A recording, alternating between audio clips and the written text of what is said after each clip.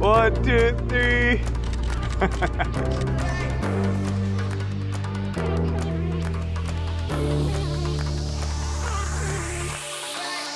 All right, so it's finally here, the first Pancake lens for the RF system. It's 28 millimeters, it's for the full frame. Here it is, it's tiny, check it out. It has a control ring and it has a metal mount for the camera. All right, so first off, what is a Pancake lens and why would you even want one? Technically, it's just a lens with a shorter barrel. So the barrel's compressed, it has less focus elements. Generally, it will be a prime lens.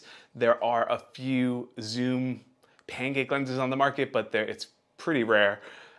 It is generally a wide angle lens. I'm gonna get into focal length in a minute because I did see some comments in reviews when I was picking this up that it's not a wide angle lens, and that could be for one of two things. I paired mine up with a EOS R. I think that's a perfect combination. It's a full frame camera, so you're getting the full 28 millimeters out of the lens, and you get the full capability of the autofocus from the EOS R. I can prove it.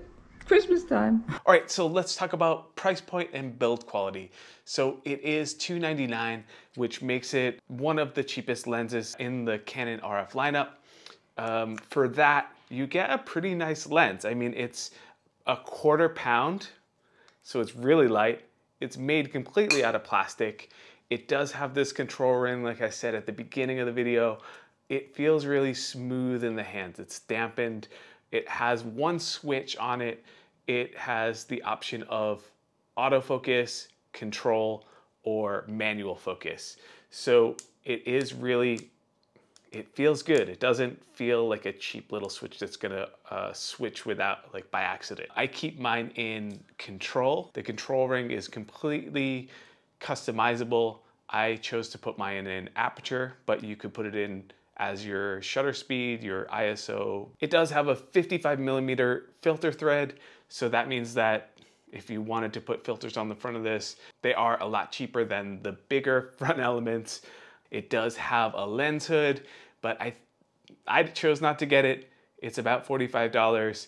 I feel like the reason why you would get one of these lenses is because it's so small, so making it any bigger would be, I don't know, I think defeating the purpose.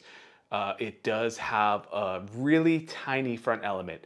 It feels almost like, I think it's about the same size as an iPhone lens. On the back, it does have a metal mounting plate, which I think is a really nice touch considering the old like Nifty 50 that had it was completely plastic, even the mounting plate. So you don't have any fear of it, I guess, breaking off. It feels nice when you secure it to the camera. It does not have weather sealing, which for the price point I wasn't expecting. Not a big deal for me. I have taken it out in rainy days and never really felt a concern for it. So the glass, what you would consider glass, what you would call glass, is plastic. It is a resin, which makes it even lighter. If you've ever had glasses and you had glass lenses versus plastic lenses, you know what I'm talking about. It's a lot lighter. It does have an STM motor, which is pretty quiet. I'm gonna mount it to the camera just so you can hear what it sounds like. It's barely noticeable when using the lens. All right, so let's talk about the focal length as promised. So it is a 28 millimeter field of view, which means it technically is a wide angle lens, and that is when you put it on a full frame sensor. An easy way to determine whether or not this is a good focal length for you, pull out your iPhone, look at the 1x zoom. That's pretty much what you'll get with this lens. This lens will mount to an APS-C sensor camera like the R7 or the R10 or even the R100. So if you have that camera, then it will not be a wide angle lens. And I think it would be a great choice if you were looking at getting a 50 millimeter lens. The field of view would be equivalent to a 44 millimeter. The way that I got that is you just take your focal length, 28 millimeter times 1.6, and then you'll get 44 millimeters, which is almost the same as your 2x zoom on your iPhone. And I definitely would not consider that a wide angle lens. But I really do love this focal length because I feel like it's wide enough where you could sit at the side of a room and you'll be able to capture more than one person in the frame. You get to see some of the room, and it's not so wide that you're going to be distorting people's features like what happens with 24 millimeters or even wider. So for me, I feel like the 28 millimeter field of view is the sweet spot for family photos, for street photography. You do sort of have to get into the action, which I don't mind. I know there are people out there that like to kind of be a sniper on the sidelines. One thing that I notice that I do when I want to zoom in without moving my feet, I just set my camera to 1.6x, which is the crop sensor, and I get a 44 millimeter focal length. So sure, you do lose a little bit of image quality, you do lose some of the frame, but you still get a really nice image from this lens. Since you brought up image quality, let's talk about it, since it is one of the most important things when considering a new lens. I have been extremely impressed with this lens, even though it is a plastic lens, and knowing that makes me even question it even more. Every photo that I put on the screen so far throughout this video has been made with this lens. I have created just under 4,500 images. I'm gonna continue to put up some on the screen so you can see a variety. For the money, I am super impressed with the quality of this lens.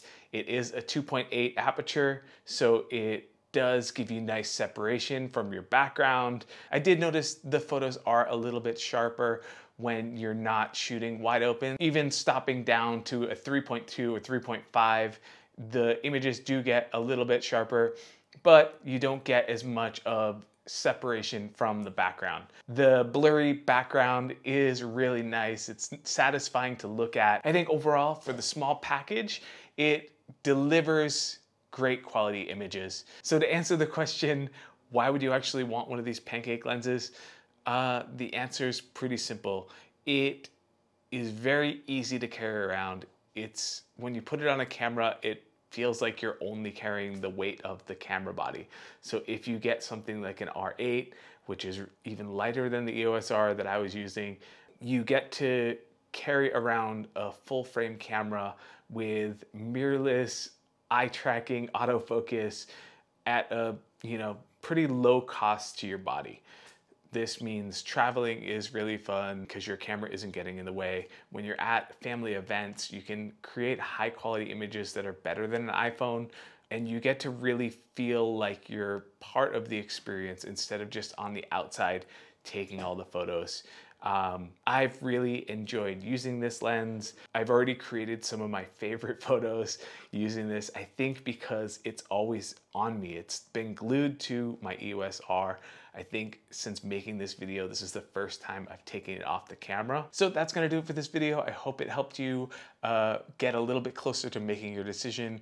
I've really been enjoying my lens. I'll see you in the next one.